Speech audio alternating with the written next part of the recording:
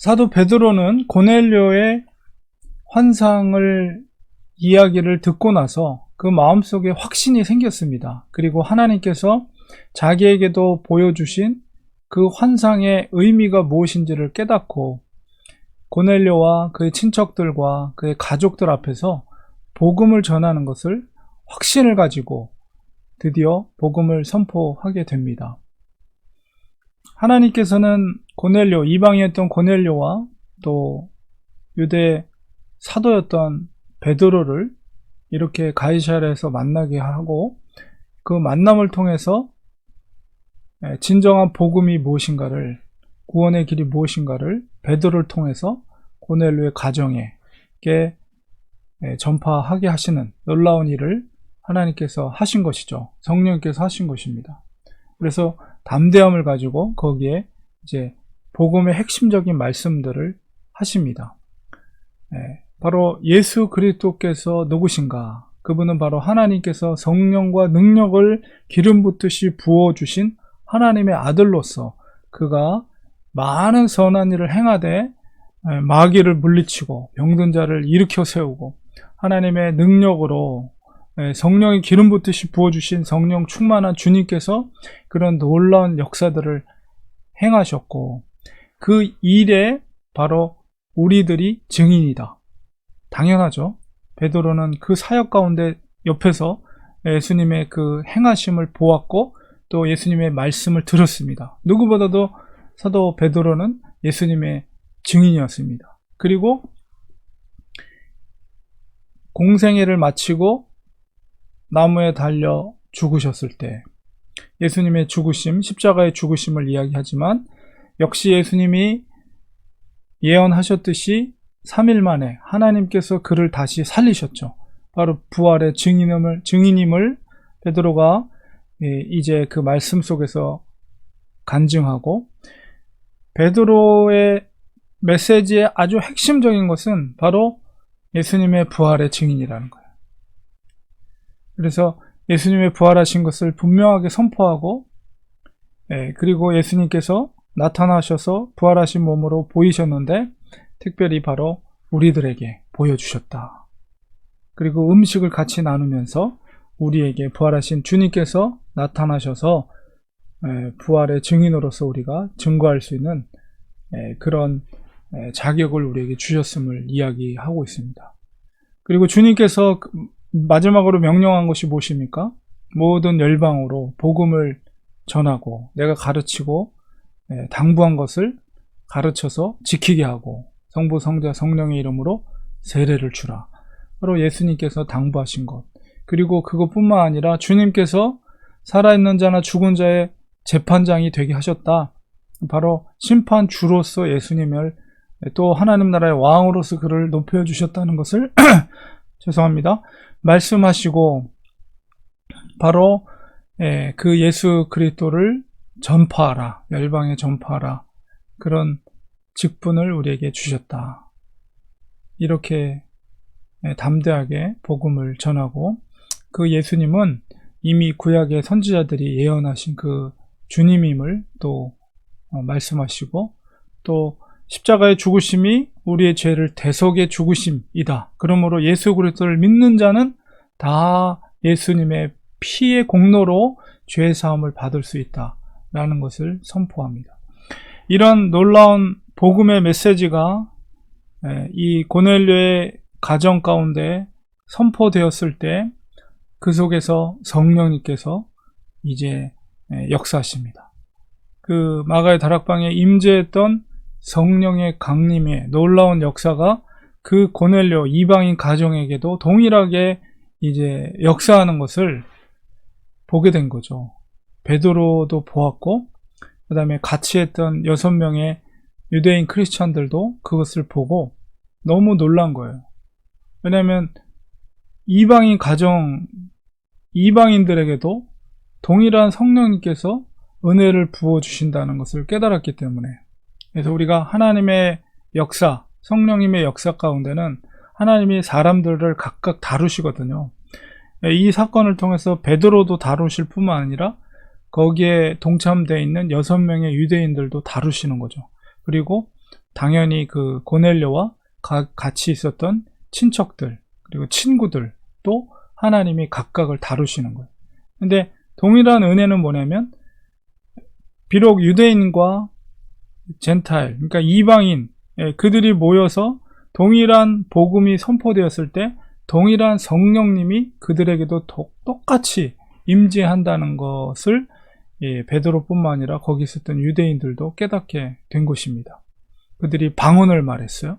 그리고 그 은혜 가운데 하나님을 찬미하는 것을 보았습니다. 이게 바로 초대교회에 있었던 성도들의 모습이죠. 성령님이 강림했을 때 그 동일한 현상들이 나타나는 것을 보고 베드로가 이들이 우리와 같이 성령을 받았다. 그러니 이들에게 물로 세례를 베푸는 것이 무엇이 문제가 되겠는가. 그래서 그들을 이제 세례를 베풉니다. 그러니까 로마인에게 처음으로 세례를 베푼 아주 역사적인 장면이 된 것이죠. 그래서 고넬료가 최초의 로마인, 이방인 크리스찬으로서 세례를 받은 그런 이름이 된 것입니다.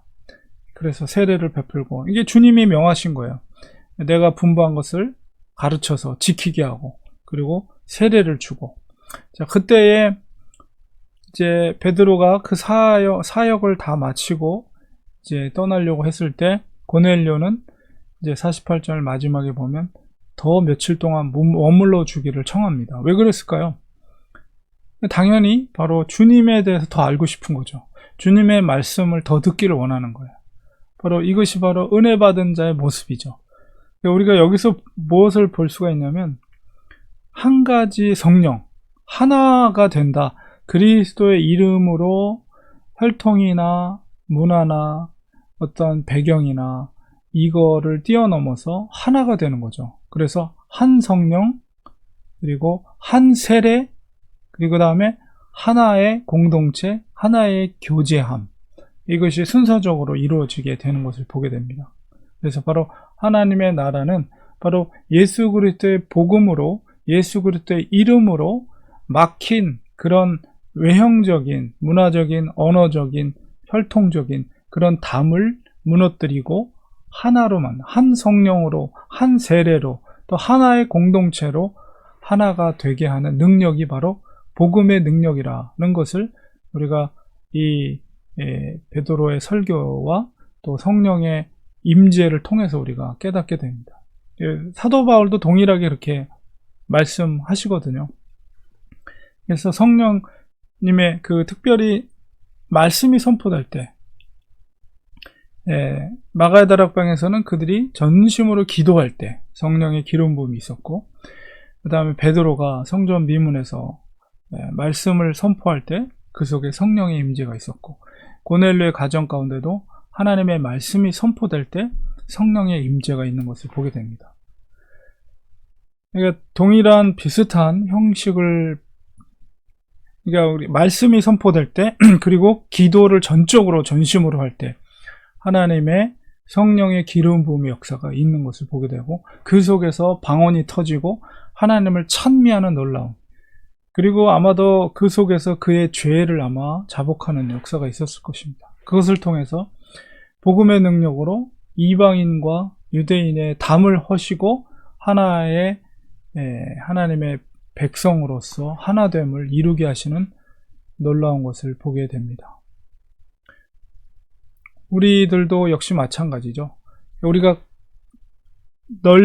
넓게 나가지 않고 우리 공동체를 생각해 봐도 동일한 한국 사람들이라 할지라도 각각의 담이 있거든요. 근데 그 각각의 담을 무너뜨리고 하나가 될 수 있게 하시는 능력이 바로 이 성령의 복음의 능력이죠. 복음의 능력으로 우리의 서로의 담을 내려놓고 서로가 하나가 될 수가 있는 것이죠. 물론 여기서 더 나아가면 언어, 문화의 장벽, 혈통의 장벽까지도 넘을 수 있게 하시는 능력이 복음의 능력이라는 것입니다. 무엇보다도 말씀이 선포되고 그것을 통해서 성령이 기름 붓듯이 부어졌을 때 그 힘은 그 능력은 더욱더 강력하다는 것을 우리가 보게 됩니다. 그러니까 주님께서 세례 받으실 때 비둘기와 같이 성령이 임재하셨죠. 그 정말 하나님이 주님께 물 붓듯이 폭포수 같은 성령의 충만함을 허락해 주셨어요. 그러니까 주님께서도 능력 있게 공생애 동안 3년 동안에 하나님의 일을 감당했던 것이고, 역시 제자들도 성령의 그 기름 붓듯이 부으시는 은혜 가운데 그 능력으로 이 복음 전파의 사명을 감당하는 것입니다. 지금 시대도 마찬가지입니다. 우리가 하나님의 일을 능력 있게 감당하기 위해서, 이런 놀라운 역사들이 이루어지기 위해서는 우리가 성령이 충만해야 돼요. 성령 충만해야 돼요. 그러니까 우리가 사모하는 마음으로 성령을 충만함을 받아야 되고, 그 다음에 기도와 말씀에 정말 전혀 힘쓰고 더 사모함으로 가까이 나갈 때 하나님께서는 성령을 기름 부어 주십니다. 그리고 그 능력으로 우리가 사역을 하고 교회 생활을 하고 직장 생활을 하고 가정 생활을 하고 그 능력으로 힘입어서 할 때 그 속에서 구원의 역사, 잃어버린 양을 찾는 역사들을 할 수가 있는 거죠. 그 능력 없이 우리의 의지로 힘듭니다. 어렵습니다. 우리가 기도하고 우리가 말씀을 보고 이렇게 예배 자리에 나오고 왜 그렇습니까? 바로 그 성령의 은혜를 사모하는 거죠.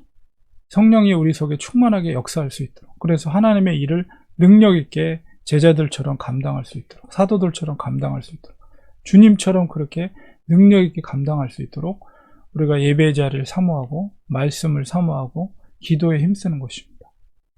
오늘 이 고넬료의 가정 가운데 임재한 이 성령의 강림을 통해서 하나님의 놀라우심, 일하심, 성령의 역사, 이런 것을 보면서 우리가 교회가 더 하나 될 수 있는 힘이 바로 여기서 되어지는 것이구나, 성령의 기름 부음에서 되어지는 것이구나, 이런 것을 깨달으면서 우리가 더 성령의 충만함을 사모하는 우리가 되어야 되겠습니다. 기도하겠습니다.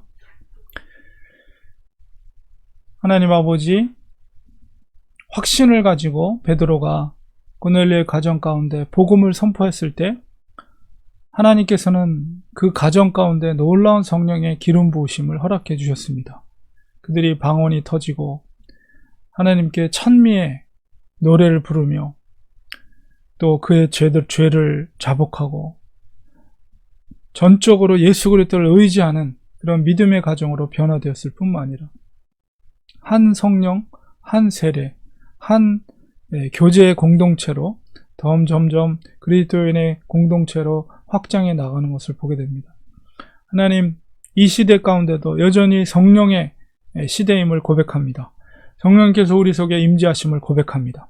우리가 하나님의 말씀을 사모하게 하시고 하나님의 정말 그 기름 부어주시는 성령의 능력을 사모하게 하시고 하나님 앞에 간절히 사모하는 마음으로 기도할 때 우리에게도 성령의 기름 붓듯이 부으시는 아버지 하나님의 그 은혜를 허락해 주시어서 우리가 하나님의 성령의 능력을 가지고 하나님의 뜻을 이루게 하시고 우리에게 맡겨진 사명을 감당하게 하시고 교회를 섬길 수 있도록 하게 하시며 가정에서나 직장에서나 어디에서든지 그 성령의 능력으로 행동하고 판단하고 말할 수 있는 우리들이 되게 해주셔서 이 시대 가운데 여전히 잃은 자를 찾으시는 아버지의 마음을 알아서 아버지의 뜻대로 우리가 살아갈 수 있는 하나님의 귀한 제자들이 모두가 될 수 있도록 도와주시옵소서. 부활의 증인, 예수 그리스도의 증인의 삶을 사는 우리가 될 수 있도록 하나님 성령을 기름 붓듯이 부어 주시옵소서. 예수님의 이름으로 간절히 기도합니다. 아멘.